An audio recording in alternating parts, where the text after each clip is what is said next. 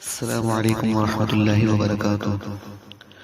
بعض لوگ یہ سمجھتے ہیں کہ یہ جو موجودہ بندر ہیں یہ ان بندروں کی نسل میں سے ہیں جو پچھلی امتوں میں اللہ تعالیٰ نے ایک امت کے لوگوں کو اللہ تعالیٰ نے گناہ کی سزا کے اندر ان کو بندر اور خنزیر بنا دیا تھا۔ موسیٰ علیہ السلام کی قوم میں یہ واقعہ پیش آیا تھا۔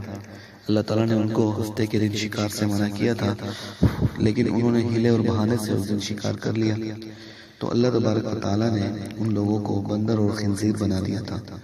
تو بعض لوگ یہ سمجھتے ہیں کہ یہ جو موجودہ بندر ہے یہ انہی کی نسل میں سے ہیں، تو اس کا جواب یہ ہے کہ بالکل غلط بات ہے، ایسا کچھ نہیں ہے، بلکہ وہ 3 دن کے بعد جو ہے اللہ تعالیٰ نے ان کو موت دے دی تھی، وہ مر گئے تھے۔ بندر ایک مستقل جانور ہے اور مستقل اس کی ایک نسل ہے، ان کی نسل میں سے یہ بندر نہیں ہے۔ السلام علیکم ورحمۃ اللہ وبرکاتہ۔